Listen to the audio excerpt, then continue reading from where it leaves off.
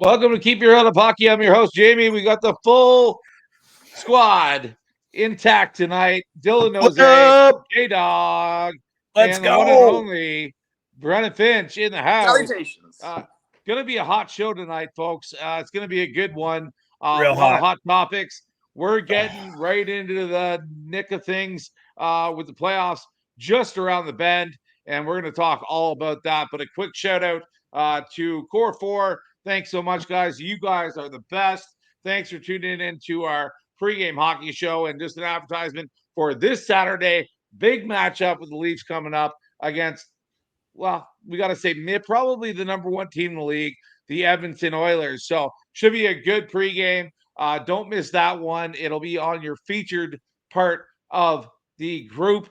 Don't miss it out. And a big shout out to KK Poker as always. KKPoker.net is for all your poker needs, as long as you're not in Ontario. Ontario law sucks. But anywhere else, KKPoker.net is a great site to play on. I love it. Shout out to Trevor Delaney and all the support there. Shout out to the KK Poker Maritime Group. Thanks for tuning in to the shows as well. So we'll get it going. We'll talk about who's hot, but just briefly, we got a Leaf game going on. We got Leafs and Philly tonight.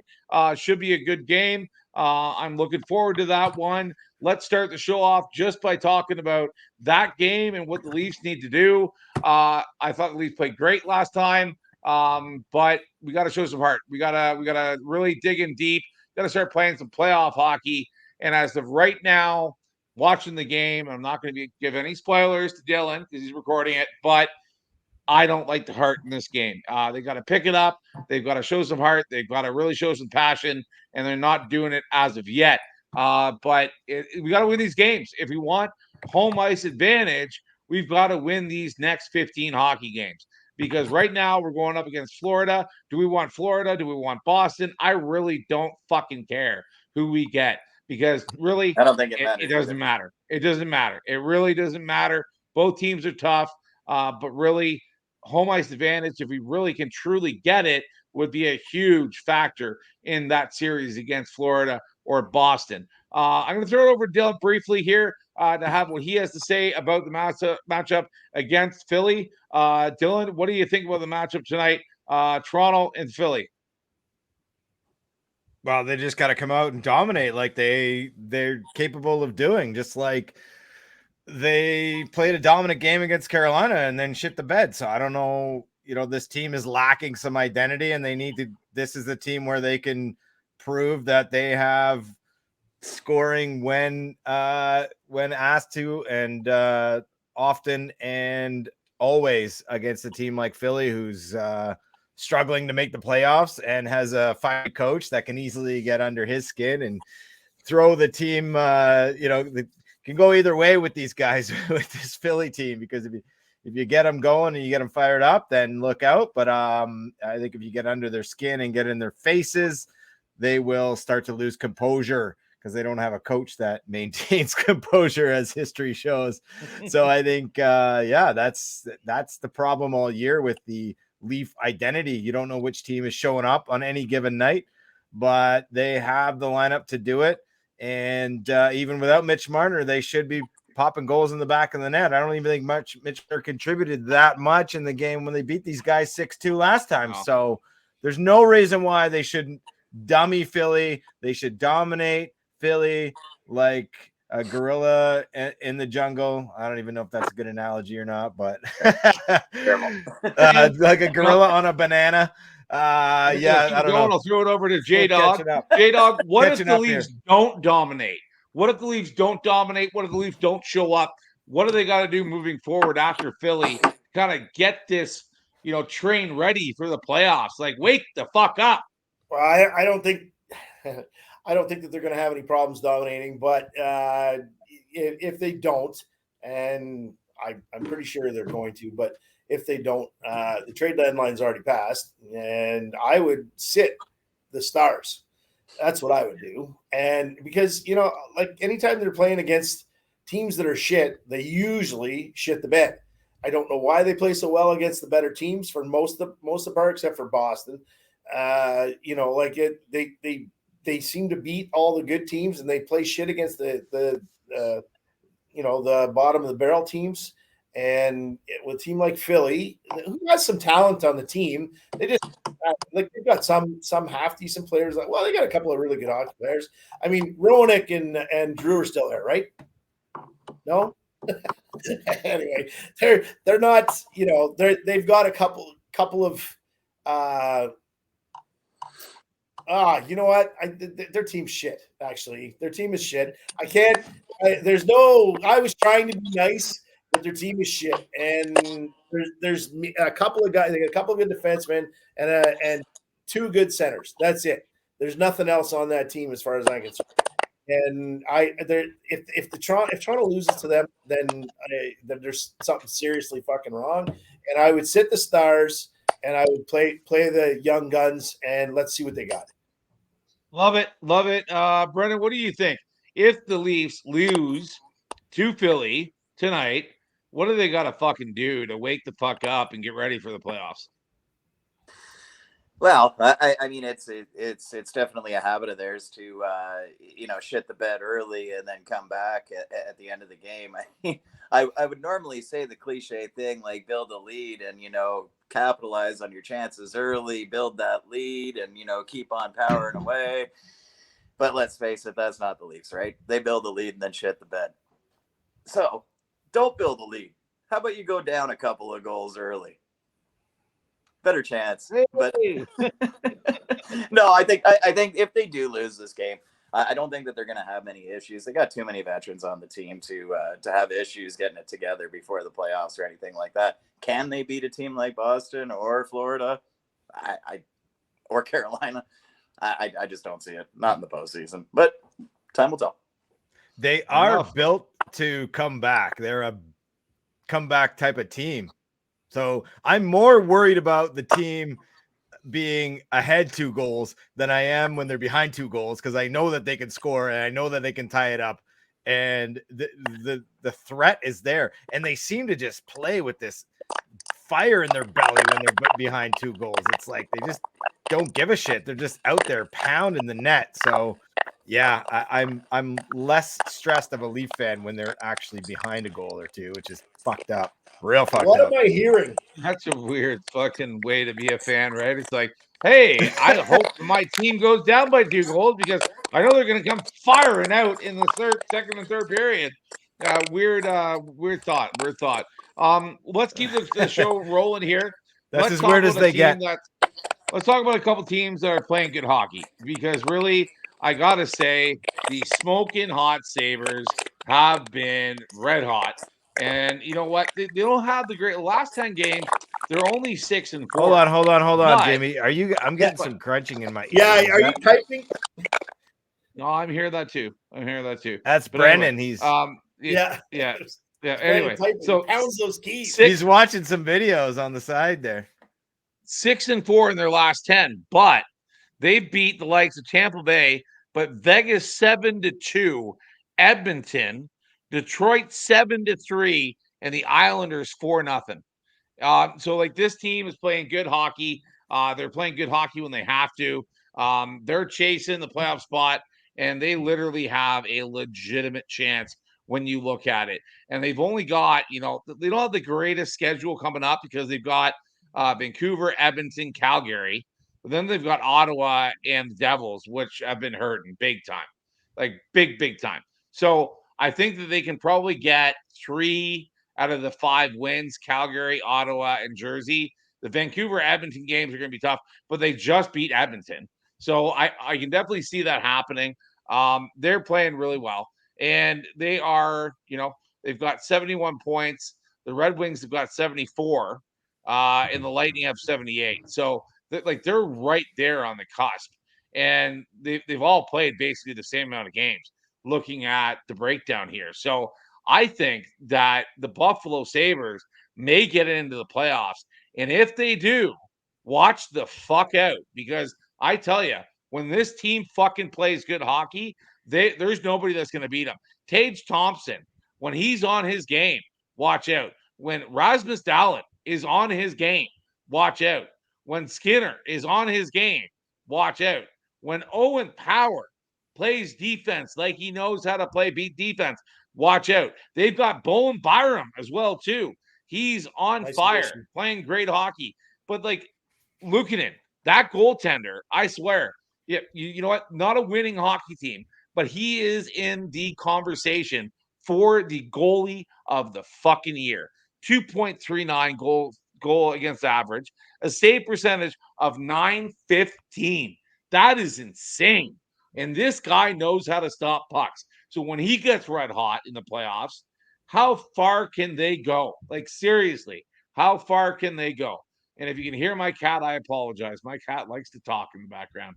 But anyway, we'll have a good laugh about that. But we'll throw it So now over you to the got two boys. pussies Let's in the hear room. from Talking J Dog. about cats made me sneeze over here just talking about them. Let's hear from J Dog. What do you think about Buffalo in the last couple of weeks that they've had? I think Buffalo is very much like St. Louis was when they won the cup. They had a solid team. There's no question. They got great defense. They actually are 3 lines deep.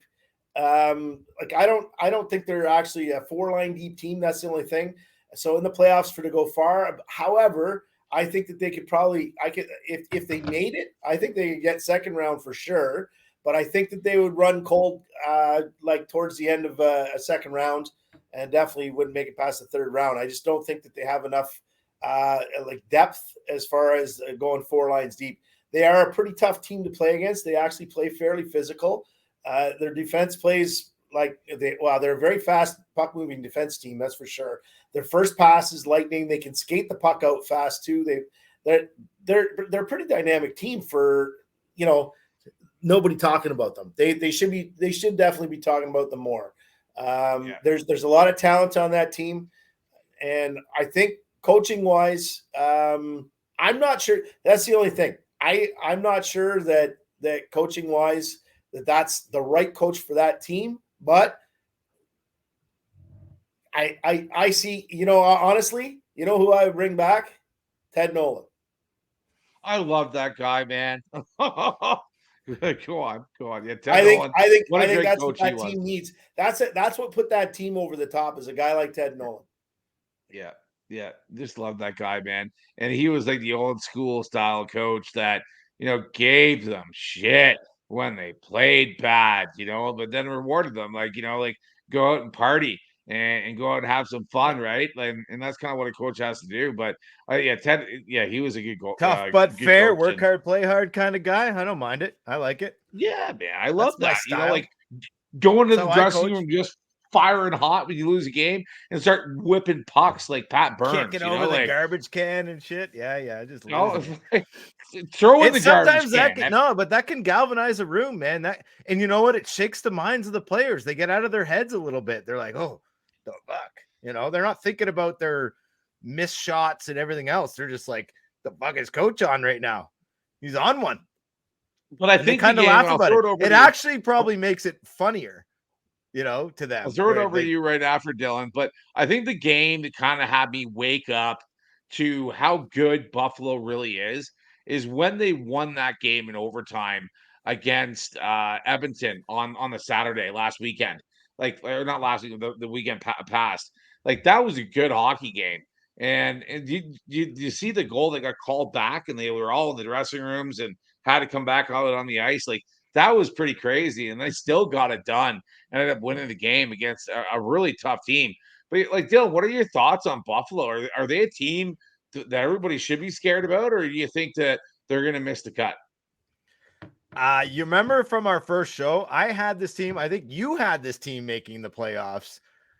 Yeah, they've been kind of a disappointment all year, considering, like you said, Jay, the fucking team is deep, man.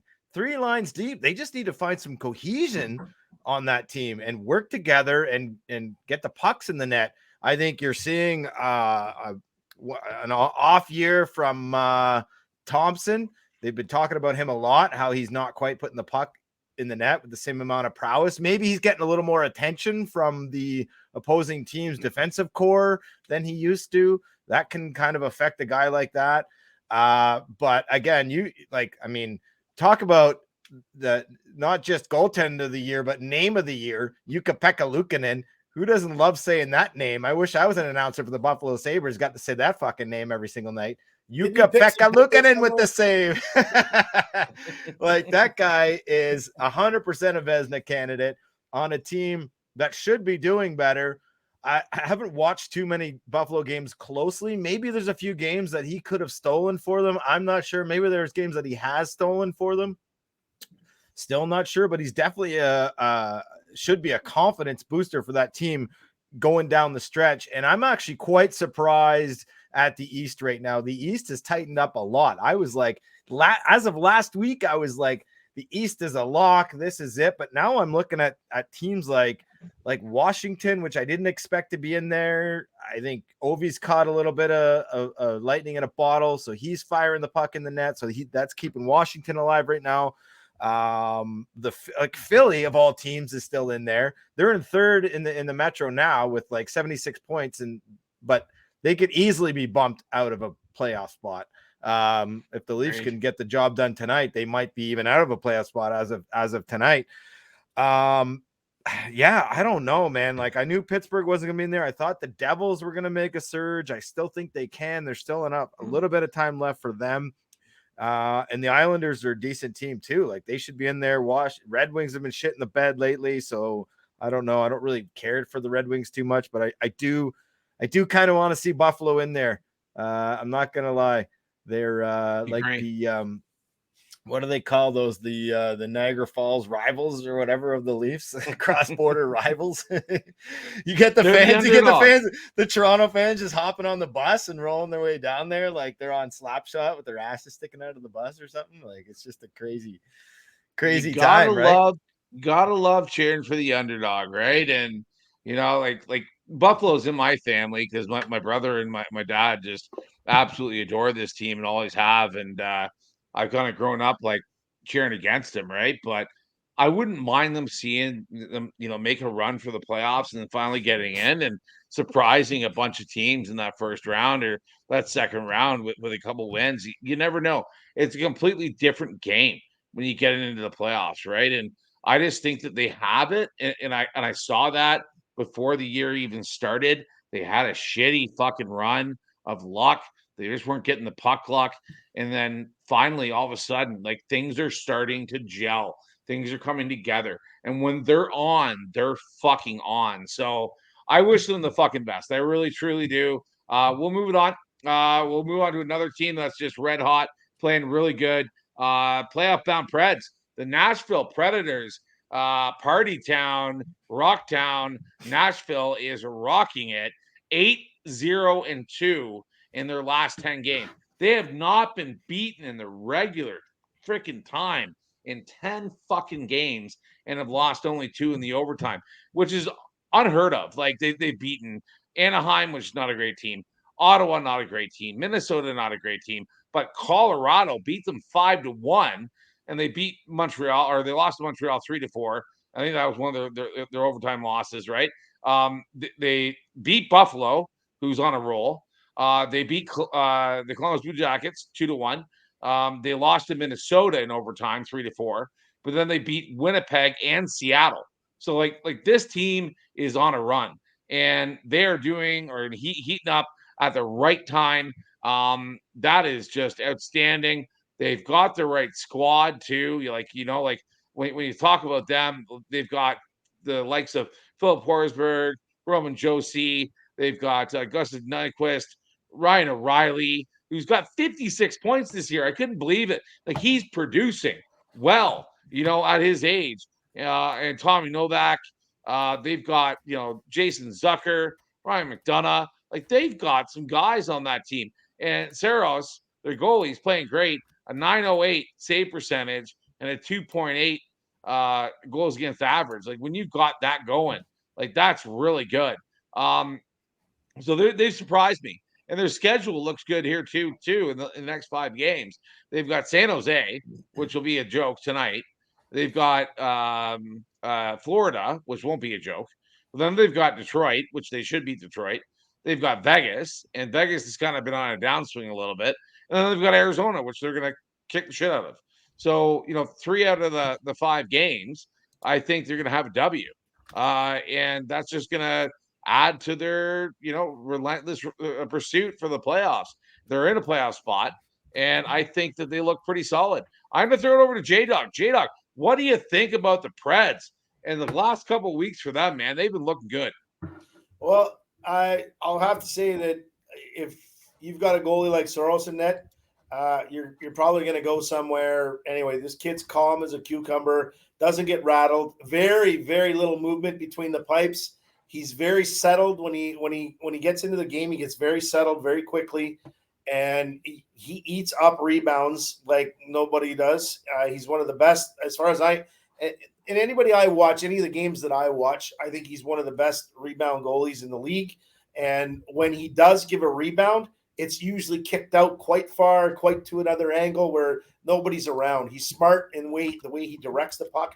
He understands that he may not be able to catch every puck or block every puck with his blocker, and faces his body in the direction he wants that puck going. So he's, like I said, the how calm he is between the pipes, very little movement, and it makes him, as far as I'm concerned, he's definitely one of the top goalies in the league. He's definitely got one of the best goals against average, goals against average, and he's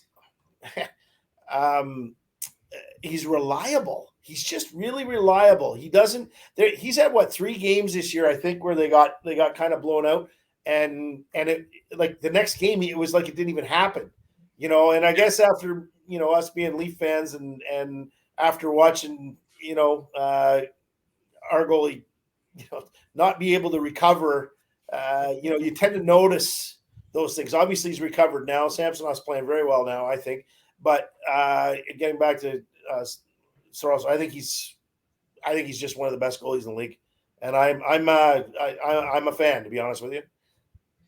So For a small guy, he's crazy.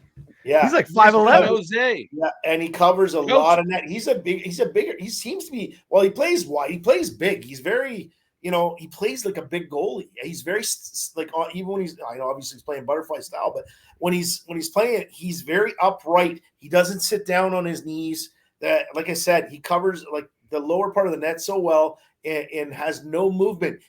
All he has to do, he locks in too. That's the one thing. He's one of the best goalies that if you watch guys try the wraparounds or trying to stuff the puck in on those tight goals, and he's one of the best at it, at locking his blades into the net where he can't be moved. So you don't get those little cheesy goals on him very much in tight. And he comes out, and I don't know if it's because he's shorter. And this is why guys there were some really good goalies back in the league that were like really short, like Mike Palmateer, Darren Pang was a good goalie. There's some little dudes that could actually really play. And I think it's the angle of which the puck comes in at. And I think that this guy, because he's a little shorter, he can squat down a little bit lower. He's seeing a different angle of the puck, more where it's coming off the blade as opposed to the guys that are 6 foot plus. And I think that's part of the reason why he's a dynamic goalie too, if he wants to be. But he watches head movement. His head movement's fantastic. His body stays still, and he's like he moves very well to see the puck. And to me, like I said, he's just one of the better dudes in the league right now. And I've liked him for a bit. And his defense core, I mean, they block a lot of shots. They're fairly dynamic with the puck. And, what do you say about like Roman Josi? Wow, the hardest thing about being a goalie, Jay, is knowing where your fucking net is because you can't see it.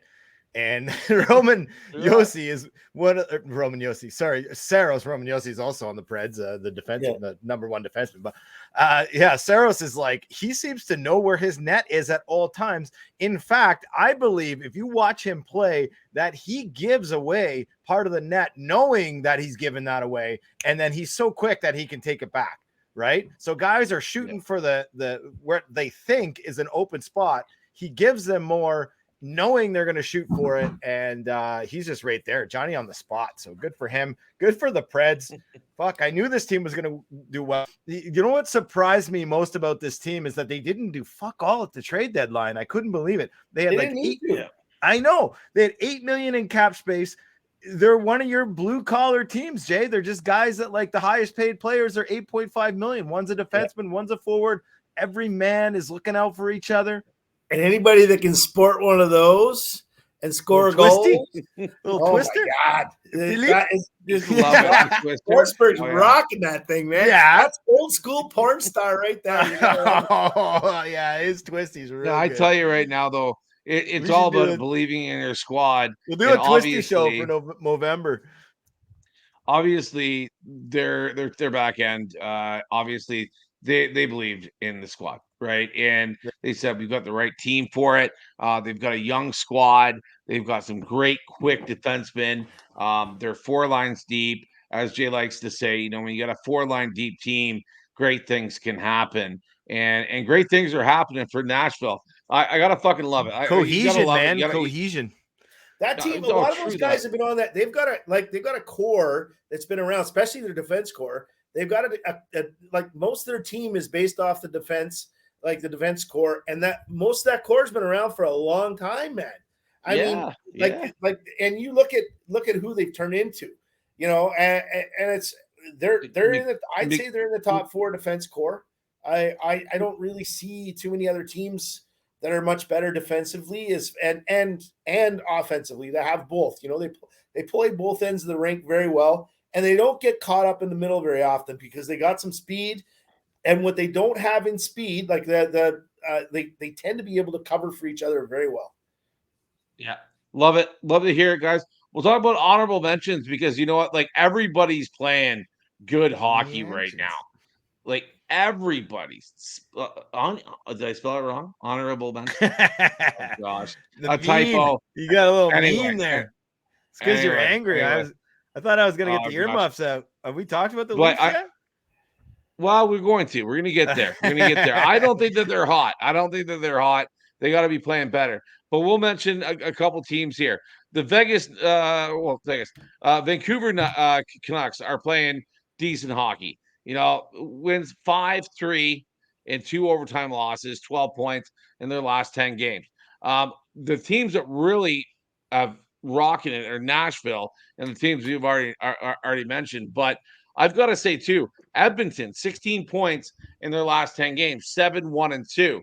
You know, it's almost like we're talking about, you know, the usual suspects here, right? We're talking about Vancouver, we're talking about Edmonton, we're talking about teams like, oh gosh, the Islanders even 6-3-1, 6-3-0-1, sorry, in their last 10 games, like playing really solid hockey. And you know, everybody's on their game. Everybody wants to win hockey games. Even Boston, 6-2-0-2. You know, like that's good, 14 points in the last 10 games. You know, like that is getting it done, getting ready for the playoff run. Even Carolina, too, that beat us. You know, we were up by 2 goals and a couple minutes left, and they ended up beating us. They're getting it done. 8-2-0-0 in their last one. So they've got 16 points in their last 20 potential points.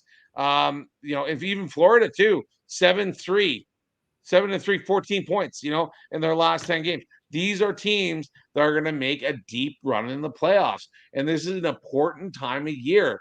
And I think that, you know, if you can really strive together and get that core group going and gelled in these last 20 games, this is going to impact the playoffs. If you can't do that, how the fuck are you going to make it to the Stanley Cup Finals? There's no freaking way.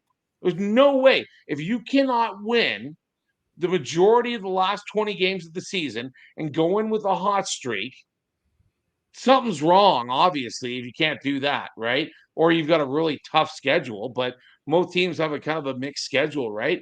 And it's impressive to see these teams all year play good hockey. Vancouver, Edmonton, Colorado, even I forgot to mention, 16 points in their last 10 games, you know, 8-2. You know, these teams can get it done. They're ready to make the push. The Leafs, though, 13 points in the last 10 games, 6-3-0-1. Mediocre in my standard. So we'll throw it over to the boys. Let's hear what they have to say. I don't like the Leaf stats. I like everybody else's stats and the, you know, the normal guys that we're talking about, the usual suspects getting it done on a regular basis. Dylan, what are your thoughts? I don't really have the same opinion as you, Jamie. I look at the stats, but I watch every fucking game, like every other diehard Leaf fan out there. And I've watched every game all year. And I have seen, okay, listen, after the trade deadline, they added all these defensemen. They added more Canadian guys, as Jay mentioned last show.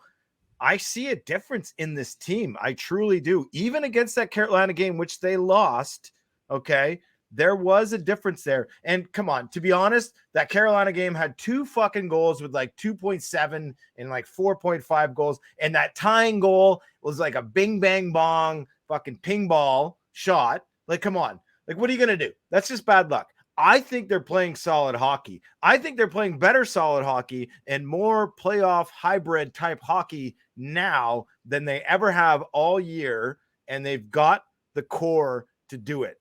They've got the blue collar guys. They've got a solid defense. I watched Edmondson out there. He's a big boy, man. Labushkin's they got some weight. They got some power. They've got some chess pieces, man. Like they can do some damage in the playoffs. And you know what's going to happen in the playoffs? They're going to come up against Boston and they got to alter their lineup. And then they'll play the next round because they're going to beat Boston. They just got to tinker with it a bit, but they'll beat them. And then they'll get whoever they get in the next round is not going to be the same style of hockey because when you play Boston, it's a different style of game that the Leafs aren't really comfortable with, I guess I should say. And that's why they have trouble with Boston. But when we play against the good fucking teams like Edmonton and Colorado and Carolina and the teams that can run and gun with us, we have a better chance. We stand a better chance. So tinker with the line. Like we said before, we were talking about this earlier, like all week, boys. Remember in the chat, because we were saying how we should just put out all the goons against Boston and just fucking club them. Bring up fucking good old Wayne Simmons. He retired a little early, but too bad you couldn't throw him in the lineup. Bring up Clifford. Clifford. Throw all the guys in there and just who cares what happens in the first game? Go out there and smash some melons and set the tone and then send the boys out. Score some goals because I feel like the finesse against Boston, that's not going to cut it. And Keith needs to know that. All right. J-Doc, what do you got to say about these teams making a push for the playoffs? The usual suspects playing well, and as well as we'll kind of go into the Leafs as well on their last 10 games. What do you got to say about that? Well, I think obviously the main core of teams that you need to watch out for obviously includes Colorado. Edmonton is definitely on the hunt, and I think that you're going to see a lot more out of Vancouver than everybody. There's a lot of naysayers about Vancouver because they're used to Sedin style hockey, and the team's changed. They don't have that. They're a lot more physical. They're a lot faster because the Sedins weren't exactly quick. They were just shifty, and and they knew where each other was all the time. It's a different style of hockey now, and you got that. What's Zadorov on defense? He is a monster, and I think if he gets pissed off, you're going to see he's going to be Chara-like. People just won't want to go to the net. You're going to see some tough guy try and challenge him, and that'll be the end of it. Everybody, and then he'll just have his way every time he's on the ice. And I think once they have him in that mindset, because he can get there, he's a pretty calm dude. But even when he's been pushed around a little bit, whatever, he stays pretty calm. He's but don't get a little burr under his saddle too much because you end up paying the piper. He's a pretty tough fella, big man too. I think he's like 250 or something. And he's a big strong boy. And I think he's being nice. I'll be honest with you. I've watched several games this year, and I think he's too nice. You watch the way Myers has been playing for the last 15 or 20 games. If Zadorov started playing like that, Vancouver would crush everybody. I just think he can be that much of a difference maker if you got him playing a little bit different style of game. I think that whole top six has a lot of talent. The only thing I'll say is I don't think they're 4 lines deep. I think they're 3 lines deep, but their defense core makes up for it. How fast they are, they're mobile. They're again, they skate the puck well out of the zone. And that Hughes kid is something else. I have to say, I I was a naysayer when he first came into the league, and I thought, fuck, there's no way. He's just too small, too lean, too thin, and I'm wrong. I was wrong. He can control the play so well, especially on the power play, and I think you're going to see a lot of them. So that's the only ones I'm going to mention because I don't like the idea of American teams making the playoffs. I'd like to see all Canadian teams in there, and of course, we'd have to have a couple American teams just to round it out. But that's just me. As much as I know that there's 70% or 60 anyway percent Canadians on every team down in the States, with the exception of maybe Washington. It just eats me alive knowing that most of our talent. Like, if we had all our best players in Canada, every team in Canada would be vying for the Stanley Cup every year. I'm glad you brought it up, J-Dog, because actually Vancouver has like 25%. I'm looking at it right now. They have like 25% Canadians. Yeah, I know. It's crazy, man. They have like the least amount in the entire fucking league. Yeah, and they're killing it. And you were correct. But Washington, Winnipeg is there too with the least amount. Do you know actually who has the most Canadians? This is gonna blow your fucking mind. Arizona. And Montreal and the Vegas Golden Knights are top 3, and then there's like Edmonton, Chicago's actually in there, Nashville, Philly, and Toronto. So, but you know why though? Because nobody wants to be in fucking Canada anymore. Any Canadian with the right mind wants to get the fuck out of here and be in a warm climate. And Arizona and Florida are the best spots to fucking be. They literally are. Arizona, wait till April fucking Fool's Day when everything goes up from the carbon tax, brother. We're all gonna be in for shit here. Oh fuck! Don't even. You think the Canadian hockey teams are gonna want to play? You think Winnipeg's gonna survive something like that? They can barely fucking put people in the building as it is. A big fucking fuck you to Justin Trudeau. Straight up. Thank you. Fuck you, man. Anyone who watches the show needs to vote him out. Yeah. Fucking get out there and vote. Sick of this fucking bullshit. I'm looking to fucking move out of the goddamn country. I'm sick of this fucking shit that this fucking government has put on our Canadians. It ain't fucking fair. It's bad, bullshit. It's absolutely terrible. 23% fucking hike on carbon tax for fucking what? Seriously. Oh, it's going to change the weather. It is because... No, I'll stay out of this. But it is just absolutely fucking ridiculous. But I live here for a reason. And I'll tell you one thing you don't see. In my 43 years on this earth, when I leave I'm telling you here, when you leave the airport, you do not, or when your aircraft does not have anything tailing it at all. Zero. Yeah. You don't see any emissions whatsoever coming out of the back end of an aircraft out of the Dominican Republic because they won't fucking allow it. Yeah, damn right. It's I don't know where I land on that, but I tell you one thing. This fucking, I've been alive for 43 years on this fucking earth, in this country, and the winters have never changed. The summers have never changed. It's all the same. And guess what? The planet does whatever the fuck it wants, no matter what. It always changes here and there. There's always exactly. Yeah. Like, come on. This carbon tax bullshit. You go down here, if you go into Santo Domingo, you go into where the old fort is, it's on the water. The levels of water are like eat away at that old fort, and it's been the same forever. The oceans are not rising. Anyway, this people are there's a lot of people that are very well taught by the wrong people. Yeah, let's just like absolutely. Justin fucking Trudeau, who's ruining this country, and we're gonna lose. Do you think we're gonna get another Canadian NHL team in this country with him in power? No, never. No. In fact, open your eyes, Canadians. Open your eyes, Canadians. If you haven't seen it yet, open your eyes. Do some research.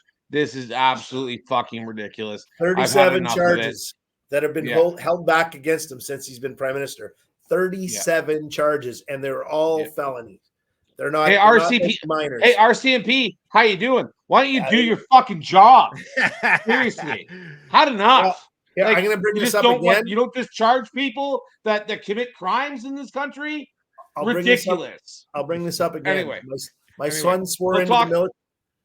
My We're going to son's talk sworn more to the about it. We're going to have military. a show. Okay. We'll have a show all about this and just talk all about it, like just because it's a topic that needs to be talked about, and we all have something on our chest. But let's keep it going. I have something to get off my chest. Now that we're real mad. I have watched. Hold on, the I got to get Toronto the Maple earmuffs. Leafs. Yeah, get them on.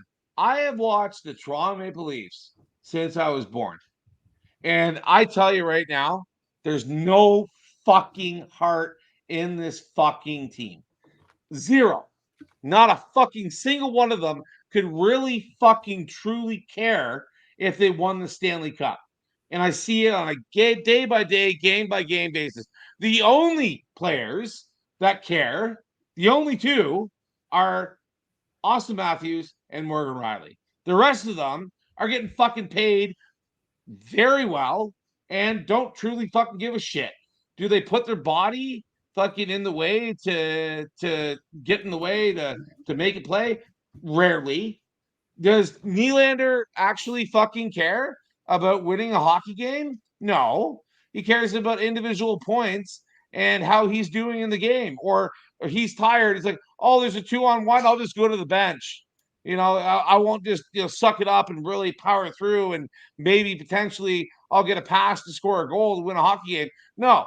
And that's the fucking problem with this team, is that they won't go the extra fucking mile to get it done. Teams like Florida, Boston, Colorado, freaking even Montreal, the year that they made it to the Stanley Cup Finals, did fucking more and showed more fucking heart than our fucking beautiful fucking Leafs. I'm getting sick of it being a fucking a fan of this fucking team and not seeing 100% effort. I also am getting sick and tired of blowing 2-goal leads with fucking 2 minutes left, i.e. Carolina. That was fucking absolutely ridiculous. Keith, shake your fucking head. You don't know how to fucking coach a fucking competitive hockey team. Apparently, I'm telling you right fucking now, this team is not getting past the first round. If they fucking do, it may be because they watched my fucking show and woke the fuck up. I'm sick of it as a fucking fan. I'm done. I'm about ready to burn this fucking jersey. I love this fucking team. But I'm telling you, we were told by Brendan Shanahan that we're going to have a rebuild, that it's going to take 5-10 years. Well, time's up, Mr. Shanahan. And I'm telling you right now, your time's up as a fucking GM. If we don't get it done this year or next year, you're fucking gone. Like, if we don't get past the second round, why are you even fucking doing what you're fucking doing? Why are you doing it? Because of millions of fucking dollars. You truly don't care either. Why? Because you're a fucking Red Wing. Why would you care? Truthfully. So I've had enough. The team has to show up. You know what? The one fucking game that I thought, you know what, this is my true Leaf fucking team, was the last time we played Boston. And I hope to fucking God in the playoffs we show up like that and fucking drop the gloves like we have to, fucking throw the body. Even if we lose 4-1, at least we show heart and compassion and fucking love for this fucking game, because I'm sick and fucking tired of standing back and watching this team fucking lose year after year. And last point, getting fucking made fun of by fucking Habs fans and all the other fucking fans out there. They, oh yeah, Leafs, it's your fucking year. Oh, you lost? All right. It's the day where we get to make fun of you, but you get knocked out of the playoffs or you don't make the playoffs. I'm sick of that shit. It's been fucking a long fucking time, since 60 fucking 7. Let's win a cup. Done. Woo! There's spoken like a man who will one day cry if the Leafs win the cup. Legitimate tears will stream down this man's face if they ever do make it past the first round, second round. I'd just like to get to a Stanley Cup final at least once in the we should have been to a Stanley Cup final at least. That might have lowered the temperature here, and it might have, not resulted in our good friend Jamie popping a few blood vessels. At least if we had shown that we were there, we were in the fight right to the bitter end. But no, it seems like, yeah, you're right, Jamie. This team just gets in their own fucking heads, or the fans or the media or whatever is going on, whatever curse is happening, it gets to this team. And the funny thing we see about this team and their lack of productivity, I heard the other day that they actually removed the ring with the last written Toronto team off that cup. So God damn it, let's go. They took our name off the cup. Our name is off of it. What does that even mean? How does that make you feel as a fan? That we're not even on there because it's been so long, and for such a passionate, and Jamie, you lead the passion, and you are not alone. I ain't the only one though, bro. I'm talking through the whole group there, Leafs freaking nation. Like the people that watch this show, I know I'm not the fucking only one. I know I'm not. And that's why I'm so fucking mad for this group of fans. Like, let's band together. Let's shake this fucking group up. Let's get behind them. Go, Leafs, go. And let's make a push. Like, we got a great fucking team. They just got to wake up and see it. We need to get you in the dressing room there if they're playing Boston mid-period or something. Fuck, I don't know. Do something. What do you think? J-Dog, what do you got to say? I know you got a lot lot to say, bro. Even way back, being all quiet, I want to hear what you got to say. What is Sheldon Keefe's I'm not the only one. Pre-game speech against various teams like Boston or mid-period speech need to sound like? Let's hear it. What does it need to sound like, or what does it sound like? Because it's two different things, I guarantee you. Yeah, exactly. Because I think it starts off with normally. Well, guys, I don't think that we're playing up to par. Core 4 doing very well. However, like that to me is what he looks like. There's no, like, when he's mad, he just kind of turns his head sideways and looks at you out of the corner of his eye. Oh, I'm mad, for darn sakes. I think I've seen him say the word fuck twice. He needs, I would love to see Tortorella for 3 months in Toronto, just 3 months, because, he could just change things around a little bit, make them pay for a while, because he wouldn't give a fuck what the players thought. But as far as, I coached since I was 14 years old. Holy fuck, going back. I'm 54. I'll be 55 in September. So I've been coaching for a lot of fucking years. I haven't the last couple of years. Obviously, I'm doing a little golf coaching down here, but that's about it. Hey, you're a great golf coach, by the way. Thank you. Oh, thanks. Yeah, your fucking swing changed in a hurry, didn't it? Anyway, no, I think that, like, coaching is something that you need to understand both ends of it. You need to understand the needs of your players, and you need to understand the needs of the team as a whole. And if you're not able to separate the two, and when you're coaching, I think you really, like, you think that you need to put them together, but it's actually, to me, it's the other way around.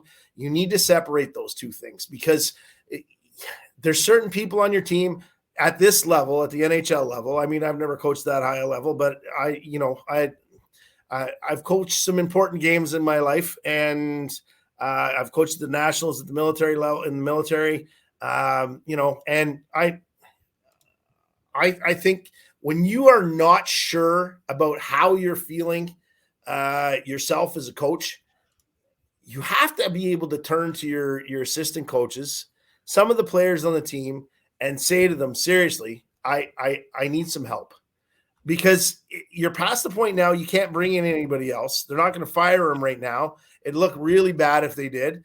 I don't know. Can you? I don't even know. Can you fire a coach after the end of the deadline for the trade deadline? I would love to.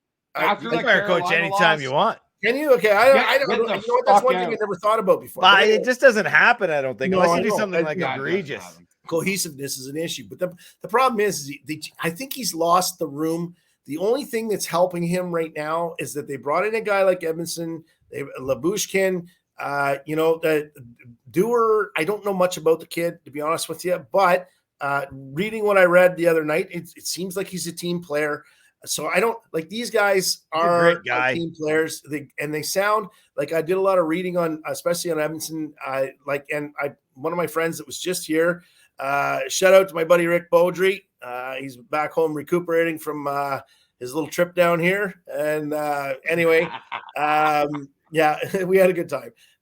But he's a Habs fan, and we were watching the Habs. It just so happens the Leafs beat the Habs when he was here, and yeah, and he's he had said how good Edmondson was when he was there, and he said he was a good player, a good solid player. I've watched him. I actually met him in the airport when they were on their way to Columbus back the last game before the playoffs 4 years ago. And the only two guys that I didn't meet on the team were Brendan Midget. Gallagher? Oh, wrong word. Sorry. Gallagher. And I don't think little people care if you call them. Yeah, whatever. Anyway, it's somebody else who made that He's shit up. short. Just like everything else. Gallagher is a short motherfucker. Yeah, he's like And you guys are shorter guys anyway. So yeah, and Corey and there was who else was anyway, it doesn't matter. Point being, good guy, seemed like a really nice guy. Thought he was pretty funny. He was Shaw was with him as well. They're all pretty funny dudes. They were a good bunch. Anyway, point being, I think that they have a solid enough bunch now. I think the dynamic has changed, and I think that these guys are probably going to be a lot tougher because they're bigger physically. It's a bigger physical team right now. Even with the loss of Simmons, it's a bigger physical team. They're not going to be pushed around as much, and you're seeing the guys feel a little bit more comfortable. They're doing some things that they weren't doing before. They're being the smaller guys are being a little bit more physical because they know that they have somebody on the ice pretty much at all times that's going to be out there cruising and making sure that they're taken care of. So it's giving them that little bit more confidence. Jamie, I kind of tend to disagree with you a little bit this too, as far as I totally agree that they need more heart. There's no question, but I just don't think you've given it time since the trade deadline. And I'm pretty positive that this team's going to gel a little bit better in the next 3 to 5 games. They're not going anywhere. They're making the playoffs. It's just a matter of who they play. And it doesn't matter because Boston and Florida play the similar style game. And they're both last year and the year before, I would say, in the previous 10 years, 20 years, 30 years, they've been scared of Boston. They've all, except for when Colton Orr was on the team and Domi was on the team. That's the only times they weren't scared of Boston. They weren't physically run around the rink was back then.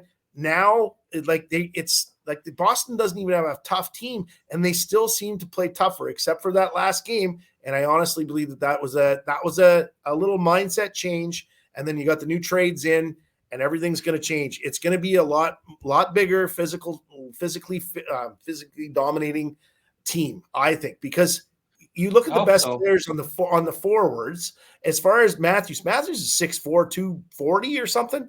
Like he's a big fucking dude. You can't take him off the puck. And then if Tavares is like in the corners, Tavares is still a very good hockey player. He plays the boards really well. He plays physical along the boards. He's not a big open ice hitter or anything like that, but he's still not afraid to go the dirty parts of the rink in front of the net, in the corners, and go after the puck. And you got like now, I don't know much about this Dewar kid, but I'm hearing he's good at banging along the boards. I haven't really seen him play. I'll be honest with you. I just did some reading. So last game he had a couple good shots on net. Saved a goal tonight. Yeah. So to me, I think it's just changing that and Labushkin, like I said, I mean, he's a dominant physical force. He's not making a lot of stupid movements. He doesn't get run around the rink too much. He stays in that box around the net. He doesn't get out of place very much. So I think between him and Edmondson, they both play very similar style hockey. And I think they're both going to be a big addition. I think they're the two most important additions to the team this year. So I think it's going to be a different team. Different team. This I think thing is just not a Leaf. This is not just a Leaf, Jay. This is my whole fucking heart. Literally. This is why I get up in the morning and go to work, because I want to watch these guys. Well, I thought you get up in the morning. It has been the same for 40 years of my fucking life. I want them to do it so goddamn bad for me and all the other Leaf fucking fans out there. We deserve it more than any other fan group out there. And everybody says that we're terrible fans and we're mean. You know what? We have standards. We want it. We want it more than anybody else. And I hope that we can do it. And that's why I'm so pissed off, because I want this group to do it, because I see it. I see the potential in this group. It's massive. You know, with Brendan Shannon putting this team together, Jay, like the potential is huge. Like, why pass this up, boys? If we can just put some heart and drive and compassion into every single second of every single shift moving forward, we may be able to do it. We have to give it that effort. For you got a couple millions of fans if out you were there. coach, you'd probably be giving them fucking each player 4 Busch Lights before the game, eh? Get them fired up. Well, you got a couple of guys that weren't playing well at the start of the season, and they're starting to light it up. And Domi's actually, instead of just shooting from everywhere, he's actually starting to go to the net, get a little closer. He's not firing from the outside all the time like he was before. You could see he didn't quite have the confidence. You know, he just wanted to get the shot on net to get his stats like that. That seemed to be what it was. However, what you don't, think about, I guess, is when you're trying to get shots on net and you're not scoring, that means that you're over. Whatever, when it comes to shots on net, your percentages, they were horrible. Obviously doing better now. He's passing the puck more. And again, those friggin' the bottom three, man, that third or fourth line is playing really well. And it doesn't matter doesn't matter who goes in and out. When Revo played there last week, they were cycling the puck better than the top 4 were. I thought they were doing a great job. They were in the opposing team's end the whole time, like the whole game. So that's what you want. If you can create a spark like that for your team, and then tire out the other team physically, because that's what they were doing. Wear down that defense. Listen, you're not stopping Marner. You're not stopping Matthews, and it doesn't really you're definitely not stopping guys that when they're playing together. And Nylander, if that kid had heart. And I've been a Nylander fan from day one. I've always liked him. I thought he was worth the money. I still think he's worth the money. The only thing is he needs to play, like you said earlier, he needs to be a team player. Be a fucking team player. Never mind your stats. Just fucking be a team player. And that means dishing the puck. That means not doing stupid shit out by the blue line and losing the puck. And, I think that's a big part of it. But he's having a career year. Matthews is having a career year. I think the 3 key points, Jay, that I gathered from this whole conversation about the Leafs, and fuck, do we ever talk about the Leafs a lot? But Jesus Christ, we need to talk about them. The 3 key points here are, number 1 is the battleship guys. And they have those now. Those guys, like you said, Jay, the guys that are trolling the waters and protecting the frigates, the guys that can go in there and cause some damage. Are the big ships that can stand there and pound them and pound their opponents into submission. That's number 1. Number 2 is Keith. Keith, for some reason, he's more of a technical guy. He's more of a strategy guy. He's like, who's he? Okay, who am I putting out here? Okay, I'm putting out this guy's. All right, I'm putting out this guy's. And then he leans, right? Then he leans on.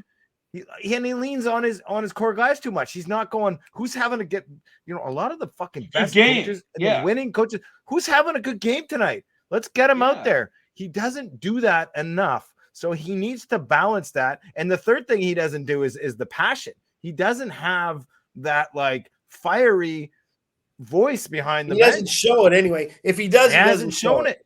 His Yeah. pregame speeches, Oh, even and when if you he watch does, like yeah. the blueprint or whatever in his pregame speeches, he's like, nah, let's go, boys. Let's get out there and fucking score some goals. You know, I we're gonna shake beat my that." head every time. Like, fuck, And his hair is man. always Half fucking the ridiculous too. Looks like a piece of shit as well the whole time. But anyway, half the battle of coaching is the passion, right? That's half the battle.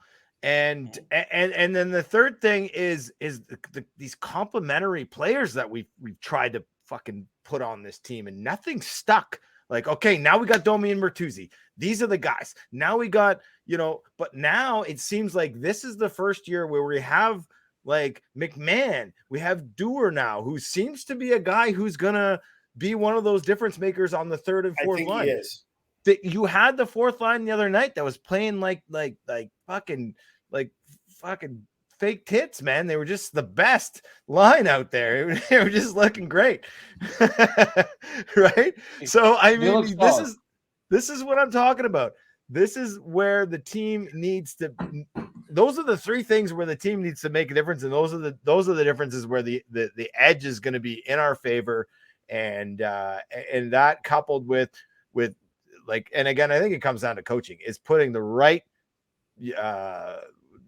what's the word, the utility, no, the personnel, the right personnel on the ice against teams like Boston or against teams like Carolina. You got to play these teams differently. So Well, I mean, you guys have both played hockey. We've all played hockey, and not just hockey, any sport.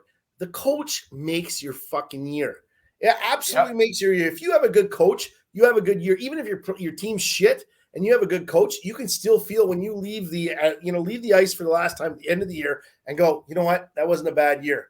It wasn't a bad year. I enjoyed myself, because let's face it, hockey, as much as I know there's money to be made and whatever else, but it's still a game, and you need somebody to motivate you. It's not just like, because first of all, hockey doesn't last forever, boys. Like, it may for some people that stay within the game as far as the like working within the sport, but you're still not playing. You have an expiry date when it comes to playing, unless you're fucking Jaromir Jagr or Gordie Howe. But other than that, everybody's got an expiry date. And it's usually in your 30s, and usually in your early 30s.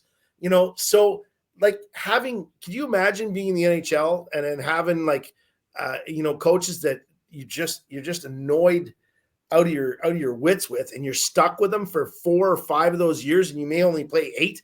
morale, man. It's like any imagine? fucking job. Yeah, and It's like you work for a shitty boss, right? That's exactly what It's it the is. same thing, right? Yeah, We've all and felt it. We've all It's experienced that it. it's just that's like being in the military. Man, we had, like, when I was a corporal and a private, you get that master corporal is just above you, and he's just like he's just power tripping, and he knows nothing. He just got promoted like 2 weeks before you got there, because he's been shipped in at the same time as you, and that's what they do. They move you, anyway, it's the same. Anyway, same as construction industry. They hire the guy right out of fucking university. While they do that in the military too, right out of university. Never been boots on the ground. And then they're a leader. I just wish that we could, no offense to his family, but I wish we could pull Pat Graves out of his grave, Pat Burns out of his grave, and bring him back. Because I think that a coach like Pat Burns, would be a difference maker on this team. I think. I honestly, look what he did for guys like Wendell Clark and Gilmore, man. He gave those guys killer instinct. Yeah, he really did. So I think the Keefe's got to wake up and notice that maybe what he's doing is not correct, and maybe go back to the drawing board and kind of reevaluate, and maybe come back with maybe a little bit of a tweak. He needs. I think after this year they should let him go. I think that there'll be another team that picks him up. He is a good coach. Okay, he knows the game. There's no question. The only thing is that he's in a place where he came in and he had guys that have been there for a while, and they're core players, and that's the problem. You come in at that time, and these guys already had the room. They already had, they're already getting paid big bucks, and that just, like, you come in and you're like, okay, well, there's already a if you're not, because he wasn't a seasoned coach, you know what I mean? Like he was in the American League before, like not the just same. brand new, basically the NHL job, Exactly. right? This is his His first winning big percentage gig. is great. There's no doubt, but look what he has. Look what he has in front of him. I think there could be a lot more gotten out of this team, and it's definitely the heart is it. There's no question, and the hot dog, and you got to fucking cut out at the end of the season. Start bearing down. Start playing fucking hard nosed hockey. And fundamentals are key, very much so key. You can't forget the fundamentals of fucking hockey. And that's what happens with this team. They start getting running around in their own zone and they can't get the puck out of their own end. And it's been like that since 67, except for maybe 3 years that I can remember. And I was born in 69, but the point being, I've been pretty much a Leaf fan my whole life. When I was a youngster, I cheered for all the Canadian teams, even Montreal, and then I grew up. But yeah, back then there was Larry Robinson, Guy Lafleur, Steve Shutt, and that like players guys with heart. Yeah, any of these guys. Bob Gainey is one of my all-time favorites. He's the best two-way player to ever play the game, I think. And you got to compare apples to apples. So I always compare generations. Like he was the best of his generation. But if you consider how good he was two-way wise, he it doesn't matter what generation. That guy just played both ends of the rink like nobody else. Phenomenal player. But anyway, I'll tell you what needs to happen. That's what needs to happen. All the Leaf players need to get those little earbuds and those little transmitters in their helmets. Oh, you heard about that. We'll talk about that too. As a hockey fan, no, picture this. As like a hockey fan, you could pay. Think about the NHL revenue. They'd love this shit. You could pay to say something to one of the players like, fucking shoot, or God, puck behind you, or come on, Nylander, back check. No, let's tell the story though to set up for maybe people haven't heard about this. So there was a story that came out where the kid came up on the ice and he goes to the coach and said, "Coach, can you help me put this back in my helmet?" And the coach is like, "Well, what do you mean? Like, what's going on? Like, what's wrong with your helmet?" And he gave him a black box. The black box was a headphone piece that went into his ear. And after asking the kid more questions, the kid said, "Well, that's what my dad uses to tell me what to do on the ice." So now parents, instead of yelling and screaming at them like we used to do, as normal parents did, my parents did. My dad was out there, hit him, kill him, take his head off, stand in front of the net. Now they're whispering, saying, "Son, no, you're holding the stick too tight. Go to the corner. No, go to the corner now. The puck's going to be there. Okay, now go to the front of the net. Okay, now you see that guy? Yeah, pass the puck to him quick, pass down. That's what they're doing now, which is so sick. It is so sick. And I frown against it 1,000,000%. Let a coach do his job.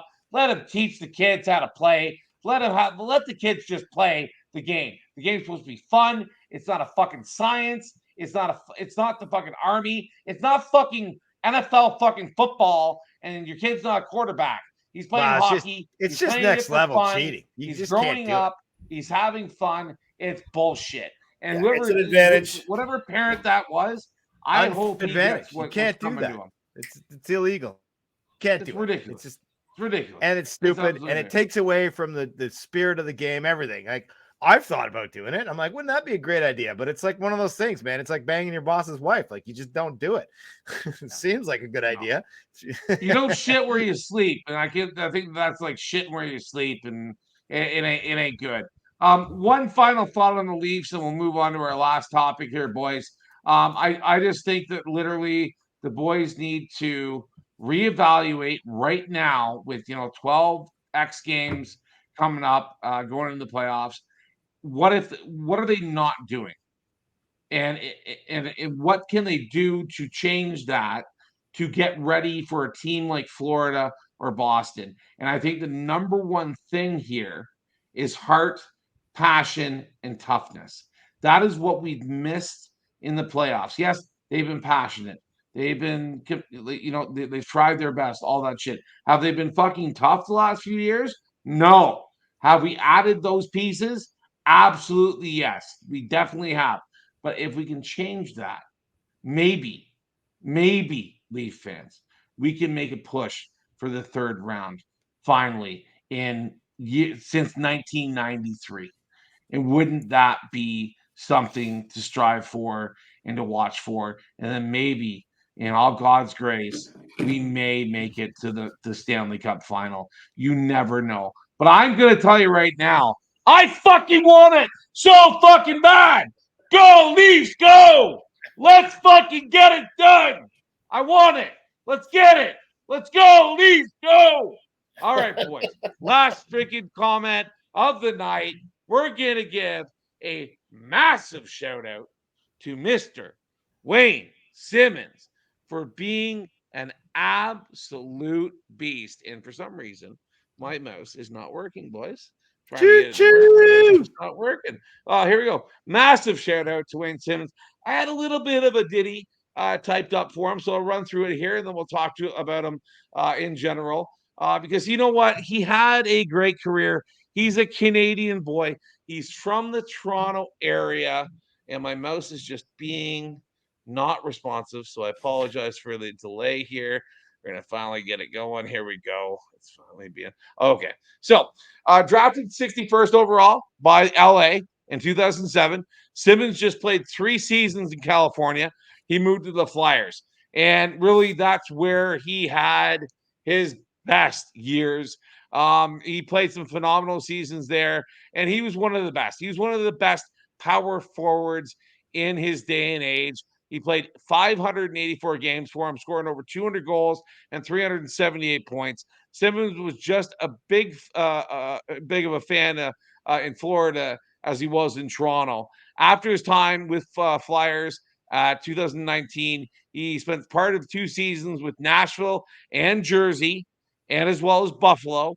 He played 85 games total for those teams, scoring 19 goals, 28 points. And then he came to our Leafs. He only played 128 games, only scored 27 points, 12 goals, with a few really key assists in the 2021 and 2022 playoffs. I got to say, I love this guy. And talk about fucking heart.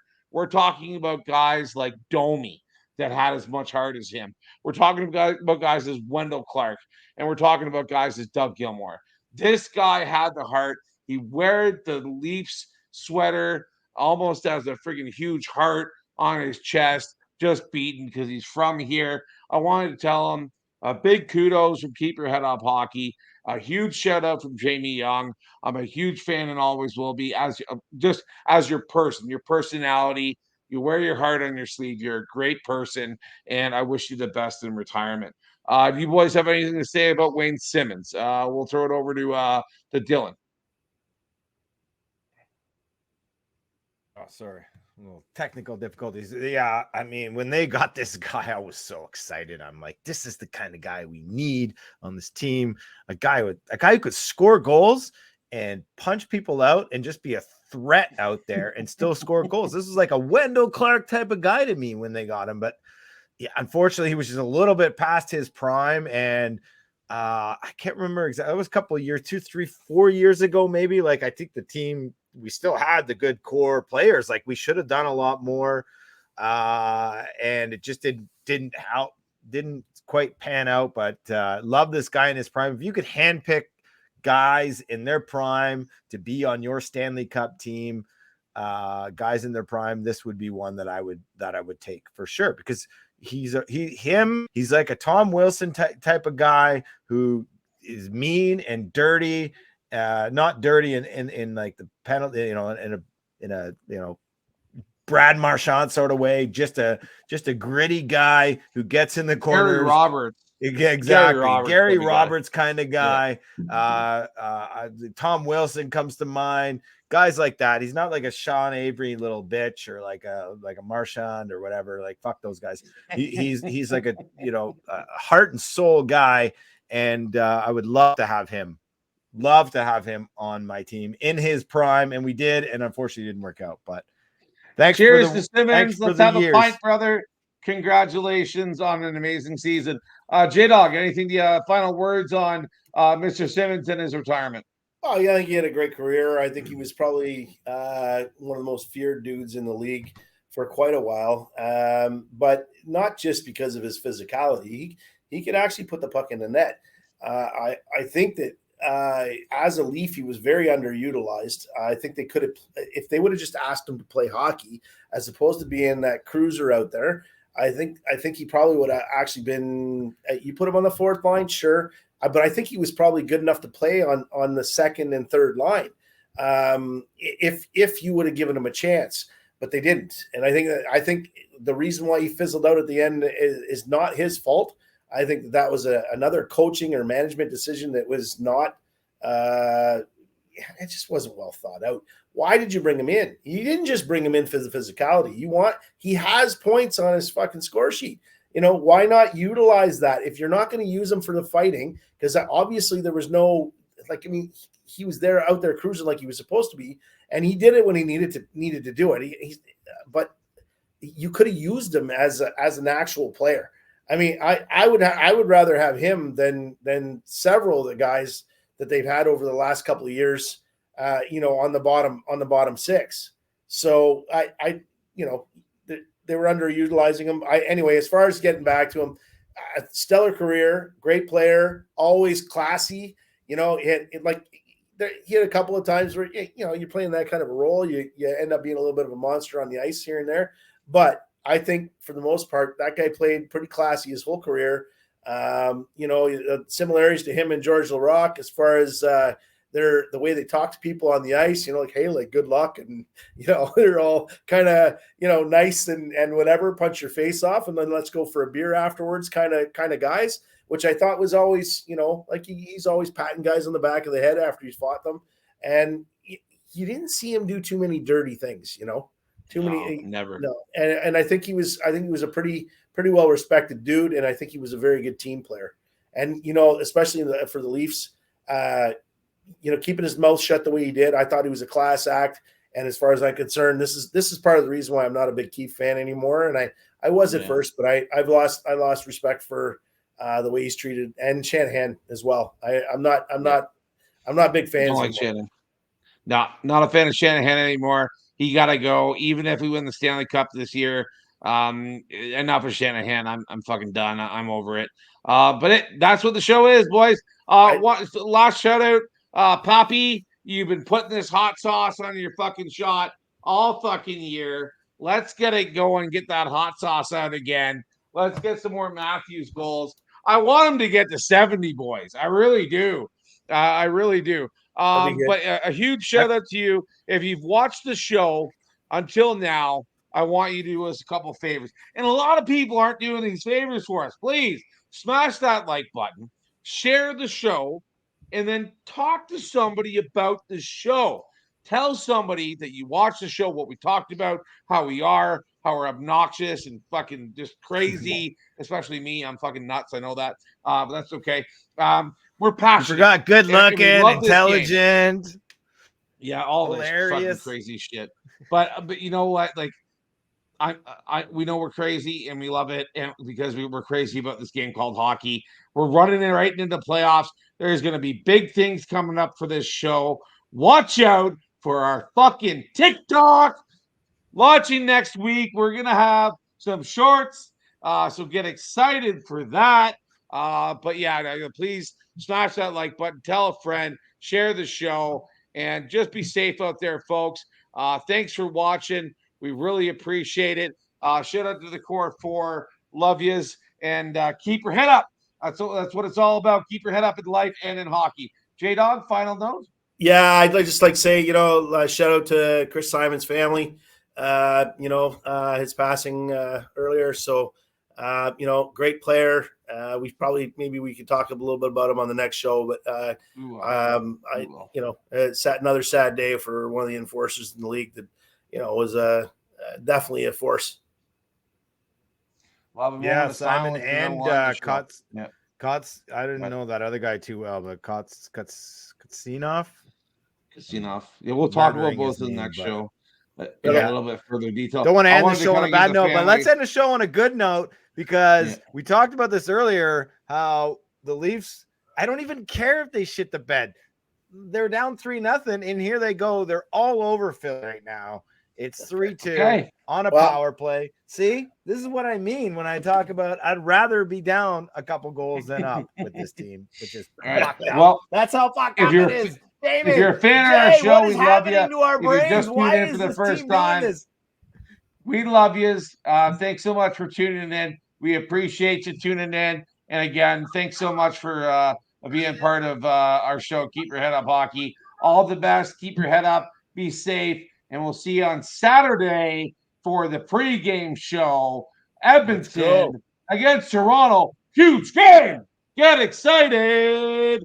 We'll see you next time, folks. Love you. Take care. All the best. If I can get my mouse to work.